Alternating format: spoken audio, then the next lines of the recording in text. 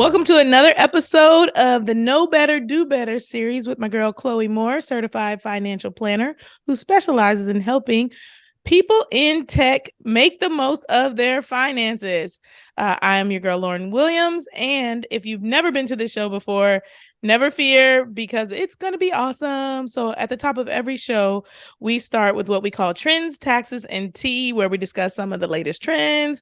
We help you save $1 here or there because nobody wants to pay a bunch of taxes. Or some days we're just giving you some tea about how to do better with your money. So Chloe, welcome to the show. What you got for trends, taxes, and tea today? Hi, thanks for having me.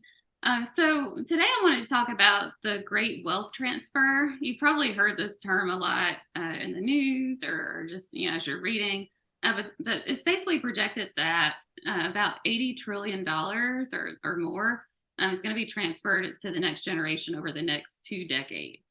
80 trillion with a T? Yes, with a T. Over the next 2 decades. So over the next 20 years, $80 trillion is going to go to the next generation. Yes. Wow. Yeah. So part of that is because, baby boomers are the wealthiest generation in American history. They were able to, benefit from thriving, economy, and, they just had record salaries and just all these opportunities to really build wealth. So that's part of the reason why it's, the baby boomers are eventually going to pass that money down to their children. I gotta call my mom because she's a baby boomer, and I'm gonna look for my wealth transfer. What part of this 80 trillion is mine, Mom? Is what I want to know. I know. Yeah. What piece of the pie are we getting?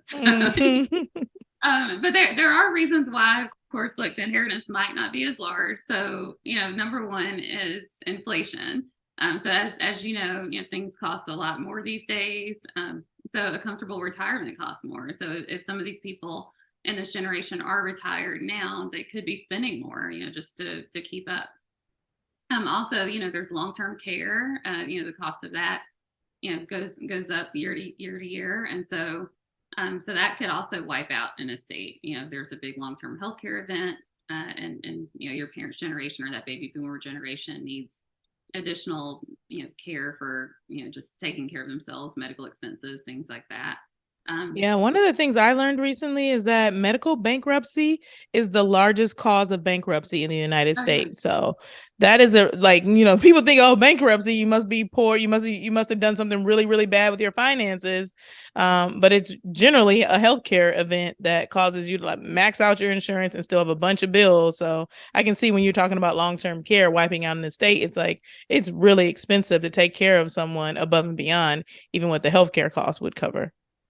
Absolutely. And just, long-term care events that, you think about someone who maybe has, Alzheimer's or dementia, and they're going to live until they're 90 or 95, but they need 24-hour care. So that could be super expensive. And then the last reason, why an inheritance might not be as large is improper estate planning and lack of communication. So think about these baby boomers that maybe don't have, the basic wills or trusts or things like that in place. So they might pay unnecessary taxes or attorney's fees. Let's say they're passing on a business or a large estate to their children, and they didn't communicate, so maybe the business is going to one of the children out of 2 or 3, or, maybe there's an uneven inheritance. And so there could be conflict with the kids. There could be lawsuits or, just other unnecessary attorney's fees. So there's a lot of bad things that can happen when you don't have a proper estate plan and you're passing on a lot of money. Yeah, and this one hits home quite a bit because I work with a lot of lawyer clients. I'd say about 30% of my clientele is lawyers. And I have yet to have not one lawyer come to me, Chloe, that already had estate planning documents in place.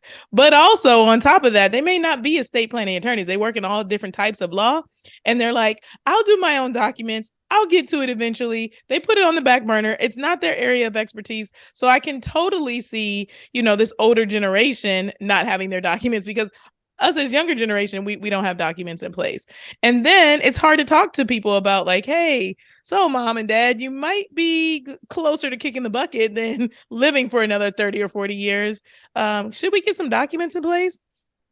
I see it all the time as like a big issue for people not taking care of the estate planning piece of the puzzle. Yeah, it's funny that you say that. I have an attorney client as well, and a corporate attorney, and he drafted his own documents, and they're totally not legit. But he just refuses to go to another attorney to get estate documents done. But I know we've talked in the past about there's different types of attorneys and different specialties, and if you're doing estate planning or trust trust planning, that's a different type of attorney than like a corporate or real estate, or even the personal injury attorneys, and just all the different types of attorneys that are out there. So yeah, having expertise in one area does not mean that you're well versed in another. Absolutely, 100%. So, we're not even into the actual topic yet, but I think you guys can see where we're headed today.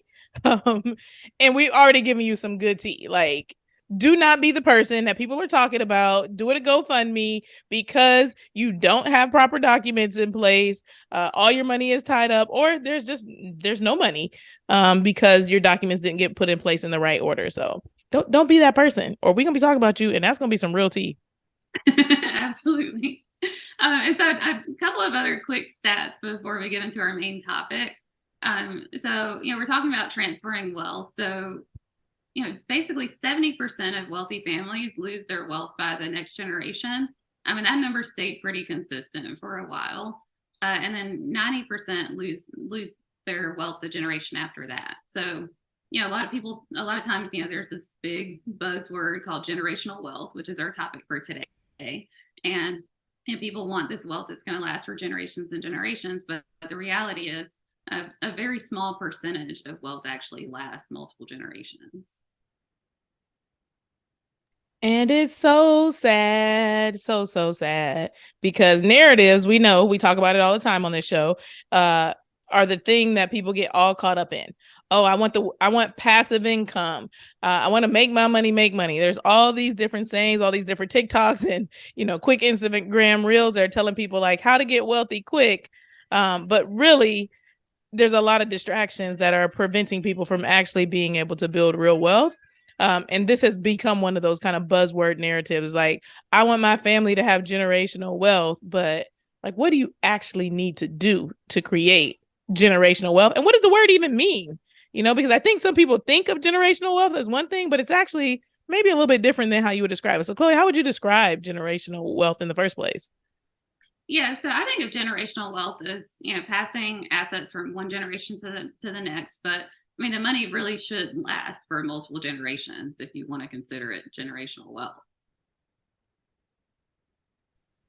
Yeah, absolutely. Multiple generations being the key word. So when I say multiple generations, it's like I pass money down to my niece or nephew because I don't have any kids at this point. My niece and nephew have the funds from my passing down to pass down to their children. Their children can also pass it down to someone else.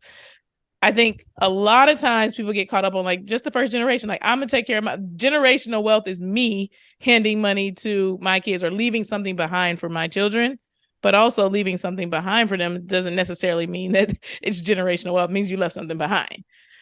We've got to think about like what it actually means for them to be wealthy because something with that. Getting an inheritance is not the same thing as wealth. So that's one piece of the puzzle.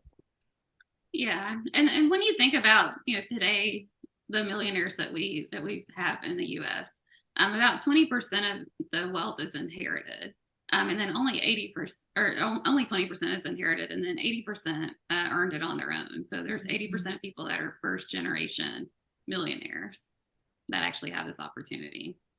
And what I think of this too is like a lot of people, in the community that I hang out in think that like most of the people who have generational wealth are people who have already had it passed down from generation to generation. So this is a key fact is like only 20% of the people that are millionaires right now um, come from inherited wealth, which means a lot of people made a way where there was no way.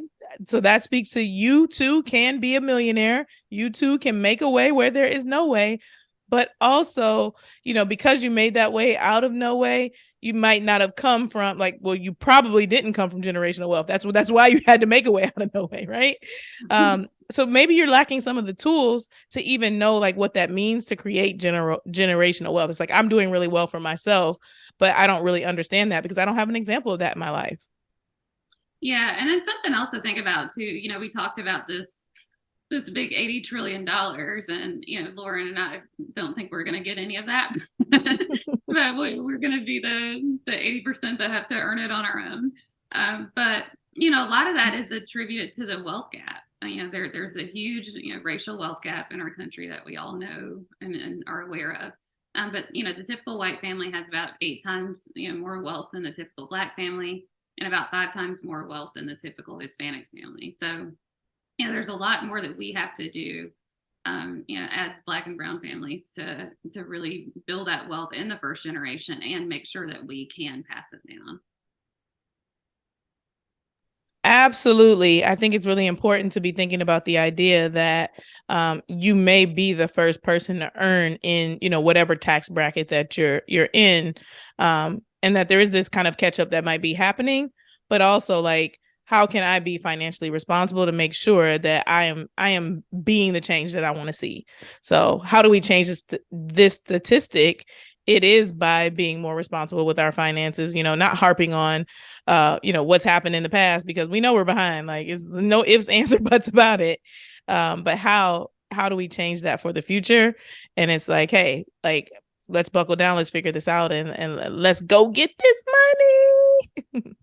Yeah, so really what we want to talk about today is, there's a few challenges when it comes to building generational wealth, like now that we've established what it is.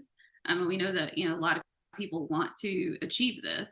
And so we want to talk about kind of a few major challenges to building that generational wealth, and then kind of some, different things that you can do to combat those challenges. And also some alternatives, if you're not in a position to really, build that generational wealth, how can you at least help the next generation and give them a head start? Yes, which I think is a key piece of the puzzle, financial literacy. You know, if you are sure for some reason, which I don't know how you can be sure, because every day that you get up and you have another chance to, live, to earn, to do anything, you have this opportunity to create wealth. But sometimes it's like, okay, like even if I do well for myself, I'm not going to have gazillions of dollars to leave behind for whatever that next generation is.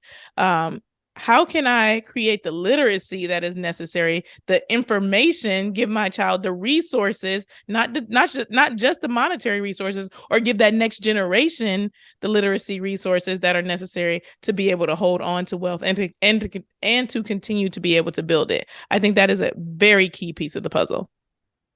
Yeah, it's definitely important, to educate yourself, about finances, because you want to have that opportunity. We see it all the time. We have clients who, are in their anywhere from late 20s to, late 40s that are earning multiple six figures. If you are earning that much, you really have a great opportunity to build some wealth for yourself and potentially future generations. But you have to be wise with your money. You have to make, those good financial decisions, educate yourself, make sure that you're reaching out to people who can help you, if you're unable to figure it out for yourself. Professionals that have relevant experience, like, financial planners like us, the proper tax people, attorneys, people who can help you, get where you need to go and reach your goals. And also, talk to people that are where you want to be. Mm. A lot of times you see on social media, there's, all these people that kind of sell you on this dream, and they put these buzzwords, generational wealth, out there, and give you all these tips and tricks, and they talk about what wealthy people do, but it's like, are they actually wealthy, or do they know wealthy people? Right. Because where did you get this information from? Which is the key piece too, is like you said, read, research, like seek wise counsel, and don't be afraid to invest in that wise counsel. So there is a lot of free information out there, but at what point are you missing out on the value that someone has informationally or the resources that someone has because you won't invest in yourself. So everybody's worried about getting their money in the market to invest and make their money make money for them. But what about the investment of knowledge, and the investment of expertise in the form of someone else's knowledge who can actually educate you on a topic? Because we can go and we can Google search, but we know just because it's on Google, it is not necessarily true. So don't be afraid to educate yourself, because that is the thing that will create the kind of wealth. Knowledge wealth will create financial wealth, which is something that can be passed down as well. Yeah, and that's part of the reason why Laura and I are so passionate about doing this podcast, just to really teach you and educate you on how to make better financial decisions. So we break down lots of different topics, and we have a good library at this point of different topics that you can learn about and do some additional research. Yes, I absolutely want people to feel confident to lead by example, because that's really what this is. You want to create generational wealth, then someone needs to create it. And if you are the person listening to this podcast, you're already tuning in because you're like, hey, I want to do different things with my money. I want to learn how to, level up in my finances. And so leading by example is being the person that is out there doing the thing so that people can see that you're doing the thing and say like, hey, I see you over here doing so and so such that. I noticed that you move a little bit differently, and they want to ask questions about that, because leaving just the inheritance behind with no financial education whatsoever is not as good as giving your children or the people that are coming behind you the tools that they need to be able to maintain that wealth. So I now have the education. I'm passing that education on. I'm making it so that, this information flows freely, because that's a big deal as well. Sometimes people do, they figure out the secret sauce and then they don't want to share it with anybody. It's a secret, can't give you the sauce. But if you have all the keys to the city, like, what is the point? Because you have no one to share it with. Yeah, I totally agreed. And one of the questions I get all the time from parents, clients who have children, is how do I teach my children, how to be responsible with money, or how do I teach my children about money? And I think a lot of times, we tend to go towards this, buying stocks, setting up a brokerage account for your kid and teaching them how to invest. But what we forget is just the basic skills. A lot of times, like teaching those really basic things, like if you give your child an allowance, or if they earn some money, how do you split that money up into saving, giving, spending, and investing? How do they, if they want to buy a game or some, new pair of shoes or something, how do you teach them how to save up for those things and delayed gratification? But just, teaching them some of those basic skills is so much more valuable than teaching them, how to buy individual stocks. Because, as we talked about before, if you go back to our investing series that we did a couple of years ago, investing in individual stocks can sometimes be similar to gambling. And so you don't want to start teaching your children something that, and trying to create something that could be gamified, when they don't have like the basic skills that they need. Yeah, 100%. And I think this also speaks to the investment of time. That's another piece of this puzzle. If we're talking about wealth and how you're going to pass it down, obviously we just talked about the investment of knowledge, but the investment of knowledge takes time. The investment in these children, the investment in teaching these things is taking the time to be present and carving out time to be able to talk about this. I know I just came from visiting a friend, and she has 4 children, and they're all over the place. It's like this thing is happening, that thing's happening. And the one thing that I hear most of my friends who have children talk about is like, I just don't have time. I don't have time to work out. I don't have time to get a proper night's rest. I don't have time to, fill in the blank. But we absolutely need to make time for the things that are important. And so something may have to fall to the back burner so that this can come to the front for a while, to make sure that they know how to save, how to give, how to spend, what does it mean to invest? But we absolutely can't discount the investment of time and how important that is if we want to be able to pass down something that is going to be, like you said, this generational wealth. Yeah, and like you said, Lauren, just even leading by example, just even something as simple as having open conversations about your household finances, that can be helpful with teaching your children. So let's say, you every time you go to the store, if your children are asking, for you to buy something, if every time you go to Target or if you go, to the grocery store and like they can't leave without getting something, teach them the trade-offs. If you want to go on this, really fun family vacation, we can't buy you something every time you go to the store. That's a simple trade-off that you can teach. Exactly. Yeah. And there's lots of cool books and things out there as well. Like you said, it's been gamified. There's apps for it. So even just doing a little bit of research into, what might be a cool way for me and my family to do it, because there's no one size fits all way to teach people about money. Yeah. And the other thing to think about too is just being careful about giving away too much money. Lauren and I did an episode a couple of years back about the first generation wealth builders tax. And, a lot of times when you're the first person in your family to earn a lot of money or to, just make this much money or graduate from college, there is a responsibility sometimes or this obligation in a sense to give back to your family. And people, are holding their hands out for handouts. And so, Mhm. sometimes that can prevent you from building wealth. If you're giving too much money, helping all of your friends and family, and then that could really impact you in your future. Yeah, it's kind of like the little like reverse of the generational wealth. It's like you're passing it to the generation before you because they didn't properly prepare for retirement. Like you said, they are dealing with the healthcare costs, long-term care, things like that. And so it's not giving you an opportunity sometimes to even create wealth for yourself, much less create wealth to be able to pass down.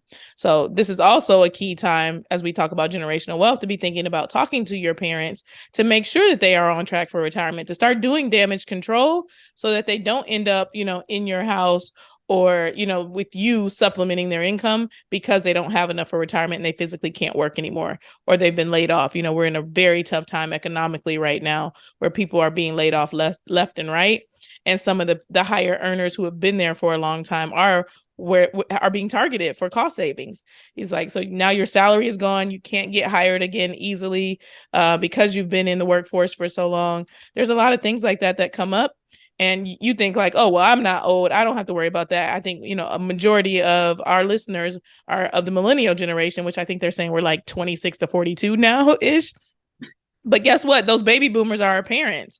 And if you have one of those baby boomers that's not part of that $8 trillion of wealth being transferred, they could absolutely be, like I said, in your home, on your couch, taking up sharing a room. The kids are sleeping together because you got to make room for, because I know I'm not leaving my mom on the curb. So you're gonna figure it out if it happens, but this is the time absolutely to kind of start having those tough conversations if you're not really sure about the financial health of your parent that's getting ready to retire.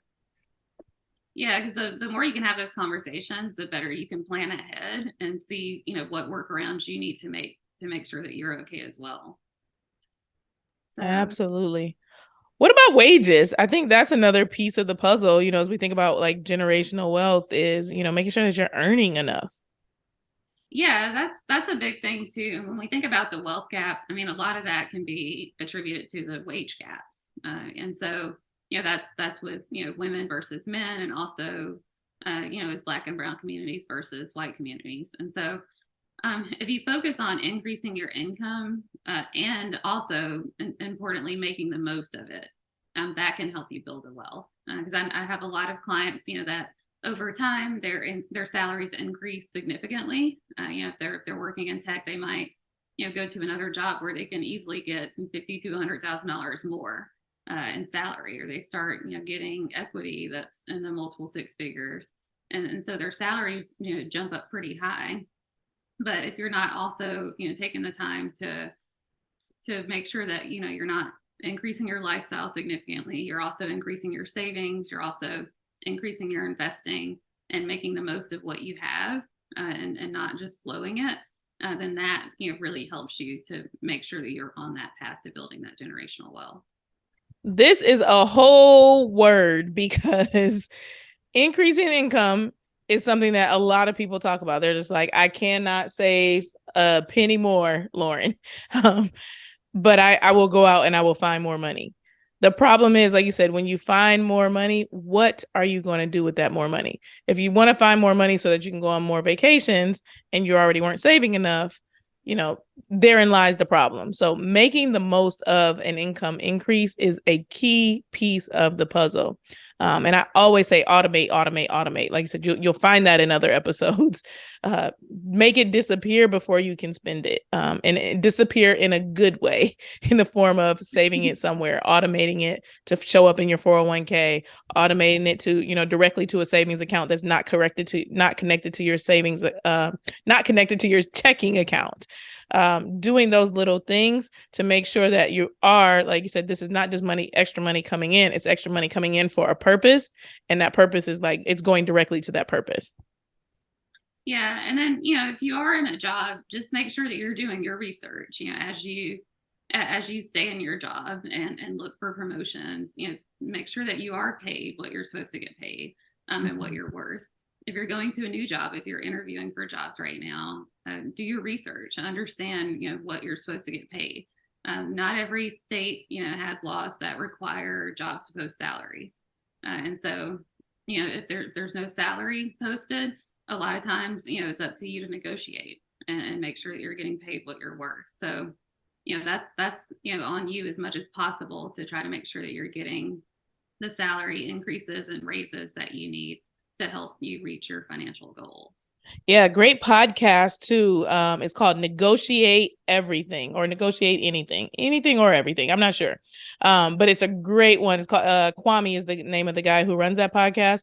And so that would be one you could start listening to try to get yourself in the mindset to be ready to negotiate when the time comes, because it is a hard thing. But I always tell clients to be thinking about like transparency. So to force transparency on the person on the other end, by asking a lot of questions. So make sure that, like, hey, well, what should I be making? Because people have consciences. Like, so they're trained to say, like, hey, this is what my business can do. I want to pay this girl, 70,000, and going market rate is 80 something, but she doesn't know it. I'm like, oh, great news, I'm giving you a raise to 71,000, and you might just take it and go with it because you're like, I got a raise, woohoo.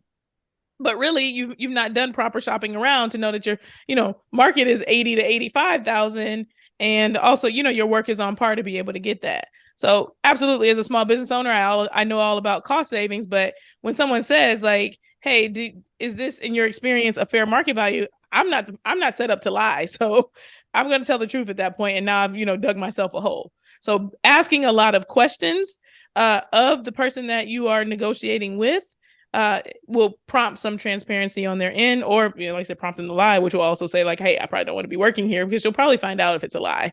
But that's a easy one easy tip that you can use to start to create a platform for you to be able to negotiate well. Yeah, and another thing to think about too is, there are studies that show that, as you go from job to job, and job hopping can actually be beneficial to a certain extent, because that's how you get the big increases. When you stay at the same job for several years, you might just get these little cost of living increases, or you might not get significant raises from year to year. So really, just making sure that you're getting paid what you're worth, and that you have those opportunities. And even if you need to get more skills, get more education, whether it's another degree or additional certificates, or just other things that can help you get paid more. And make sure if you do decide to go back to school, to get another degree, that the return on investment is worthwhile. 100%. I think one of the things that comes up too for me, like as it pertains to like why people cannot create generational wealth, is just like overall lack of planning. So thinking about how to create it is not the same as wanting to create it. What do you think, Chloe? Yeah, for sure. We talked about at the beginning, trends, taxes, and tea, just how that baby boomer generation that's going to pass down that wealth, some of it could be lost due to lack of proper planning. So if you don't have just a basic estate plan, if you're not communicating your wishes, then that could be something that causes unnecessary money that's spent trying to probate your estate, or paying taxes that might not have been necessary. There's people that can your people that inherit the money could fall prey to being sold products or sketchy business deals. There's all types of things that can happen when you don't have a proper plan in place. Amen to that, which speaks to like really building a team of professionals that can help you reach your goals. Like you really need to be thinking about, who do I need on my team? Of course, we think you need a certified financial planner that is fee only and fiduciary. Three requirements must be met. I'm always going to say all three requirements every time I bring up hiring a financial planner. An estate planning attorney. So we're talking about a lot about generational wealth. Generational means that at some point you're not going to be here anymore. And so how do these things pass on when you're not? That is the process of estate planning. What happens when I'm incapacitated? What happens when I'm gone? Making those plans now while you're healthy and fully in good capacity is the time to be doing that. Business attorneys, if you are a business owner, we got tons and tons of business owners now. The great resignation had everybody becoming an entrepreneur, but just because we've got a great idea doesn't mean we know a lot about running a business. So getting those people in place to be able to say, hey, this is how I set my business up. What happens when I kick the bucket? Because sometimes it just like goes nowhere. The business stops, the income stops, and you're leaving your family behind. Like you're a great earner while you're running your business, but you are in fact the business. And you don't want that to be the case either, where it's all for naught if you're not around. Taxes, of course, not TT that, just started doing taxes last week, or that is the family friend, or is a cousin and does it for the cheap, for the low. No, no, no, no, no. We want a certified public accountant, or we want an enrolled agent doing our taxes. Insurance, you want to make sure that you are not being sold with. This is a hard one. Chloe, do you have any tips for picking an insurance advisor that is just not out to scam you? Versus, I know we found some people that we trust, but if you're just out Googling around, how do you make sure that you don't get taken advantage of? Yeah, I mean, that is hard. I'd say the best place to go is just if you have a financial planner, or if you know a financial planner, just getting those referrals. Because if you're working with a fee only financial planner who's a fiduciary like us, we take the time to vet the people that we work with on the insurance side, and make sure that they're good people, and that they're not, selling you crazy products, or just out there to get a commission. Yeah. Which, to that point, like I said, if you're building a whole team and you're getting all these other people in place that I mentioned, there's checks and balances in place. That's one thing I'm not a big advocate of either. There's a lot of big firms out there where it's like, we do your taxes, we do your financial planning, we've got the estate plan, we've got everything in house. And it's like, well, it could all be there and it could all be well and fine, but where are the checks and balances to make sure that the right arm and the left arm are both doing what they're supposed to be doing, versus like, oh, let's just smooth this over because we don't want to make the company look bad. I love that the tax advisor, as an example, is one that keeps me honest. They're like, hey, did you do this so and so such and such? And I'm like, oh yeah, I did that, and here's the reason we did it. And so there's already a check and balance in place by you having two different professionals on your team. Yeah, absolutely. And then, I just, another thing I wanted to point out too is just, a couple of stories. I've had several clients who come to me, or prospective clients that come to me, and they are black, in the black and brown communities, and they were lucky enough to inherit a decent amount of money, whether it's $500,000 or $1 million or more. And I've seen so many situations where they might inherit a house, and maybe there's issues with splitting up the house, from whether it's a personal residence or a rental property. There could be issues with fighting with family members if one person's staying in the house. One of the siblings is staying in the house, was taking care of mom and dad before they passed away. They want to stay in the house, but they can't afford to. Other siblings want to sell the house. So we talk a lot about houses, being, or real estate being, this kind of key to building generational wealth.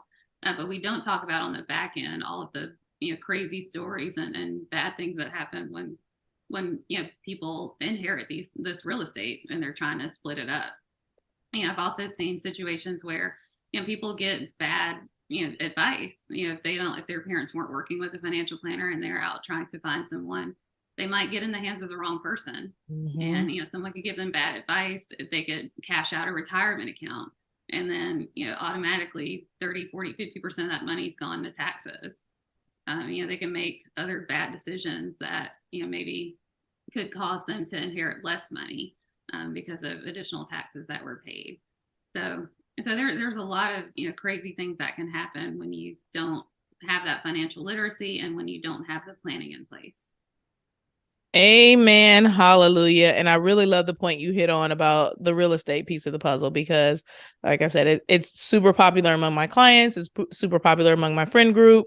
I'm seeing it all the time on social media about passive income, own a lot of land, get real estate, et cetera, et cetera. But having it is not the same thing as being able to pass it down and having a plan to pass it down and making sure that the people around you who you're building this real estate empire for know what to do with when it's all said and done. Because I can tell you, I'm definitely the person that doesn't want to manage, an inherited real estate empire. Like I just don't have the bandwidth to be able to do it.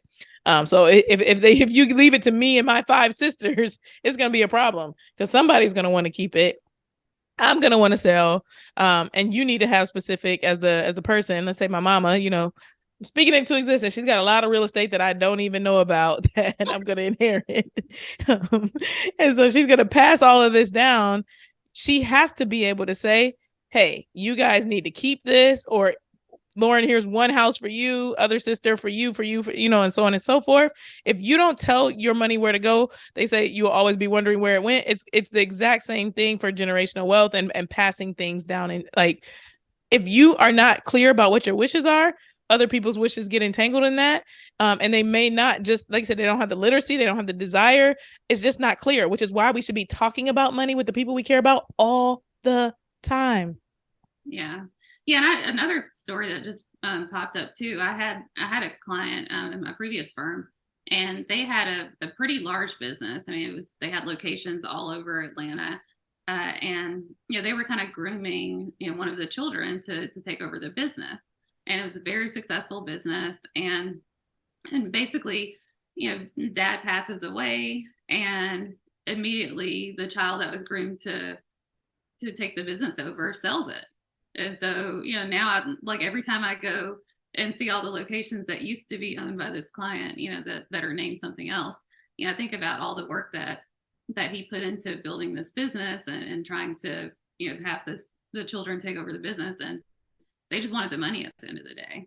And, I don't know if the money's lasted or, if they spent it all or what happened there, but yeah, you just never know. You could be building this real estate empire. You could be building this big business thinking that your children are going to take it over, and maybe they don't want to.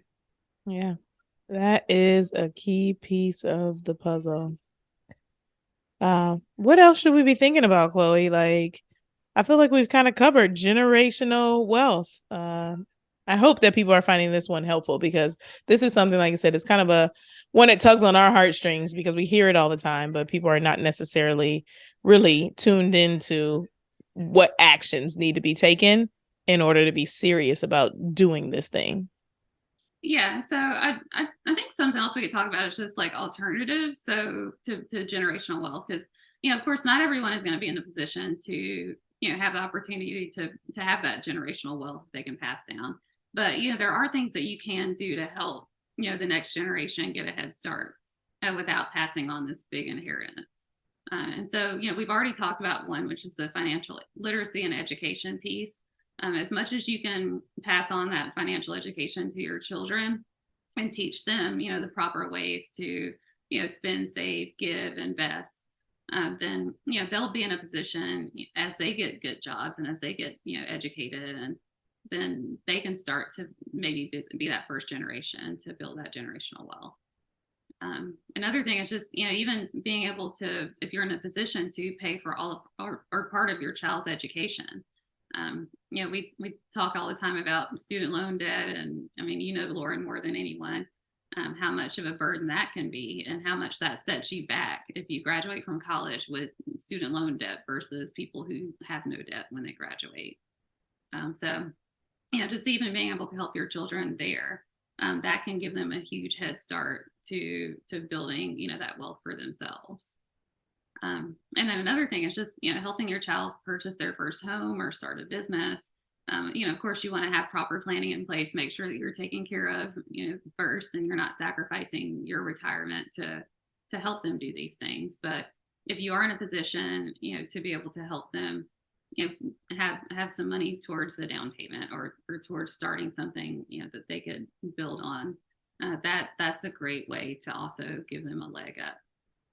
Yeah, I love this too. Is like, like you said, while we're talking about generational wealth, it's not a reality for everyone in the sense of the word, that way people think about it. But absolutely, all the alternatives you just talked about are generational wealth, because passing down a child's situation where they don't have as much debt as they could have, like, you are helping your child create wealth. That is something that's being passed from one generation to the next. It's like, hey, I don't have $1 billion, but also I didn't leave you with, XYZ amount of debt. I did this one thing to give you a leg up so that you could continue to build wealth for our family, for generations to come. I gave you this knowledge, things that I didn't know. I've learned them along the way. I'm sharing them with you. That is wealth. You're transferring information. It's informational wealth that will turn into generational, actual monetary wealth. So don't discount the fact that you don't have millions and trillions of dollars to pass down. Make sure that you're thinking about what you do have and what non-monetary resources you may be able to pass on that could be incredibly valuable for the next generation. Yeah, absolutely. Let's wrap it up with our money quote. What did you come up with as a money quote related to generational wealth, Chloe? Yeah, so this one is money isn't about buying bigger and better things. It's about being prepared to take care of your family. And that's an unknown quote. I like it. So often it's like, well, what's the point? I want to spend it all before I die. Most people don't actually want to do that. They have people that they love, that they care about, and you would really love to be able to help and support in a way that is monetary. So being prepared to take care of your family, I think, is one of the coolest things to be able to do, and putting yourself in a position to be able to not only care for yourself, but to see your dollars be able to care for others, is just like, whoa. Next level finances. We talked about was it 7 levels was there to financial freedom, Mm-hmm. Chloe? Yeah. This is next level when you can even start to change your mindset to think about these things. So, uh, this has been another episode of the Know Better, Do Better series on the Worth Listening podcast. Chloe, anything else you want to tell them before we close out? No, that's it. All right. Until next time. Oh, it's Financial Literacy Month. So, no time like the present to take some action toward your own personal financial literacy. And it is an ongoing effort. Chloe and I are financial planners. I have been now for almost 10 years. No, almost 11 years. So, Chloe's probably like 20 years in the game. How many years are you? Oh, dear. I feel old, but yeah, like 19. 19 years in the financial planning game, and we are learning things all the time. We are keeping up. We have continuing education as financial planners, but literacy is that thing that we all need in order to continue to be able to learn, grow, and build wealth. So make sure you give yourself an action item here in the midst of Financial Literacy Month. All right, for real this time. Till next time. Bye.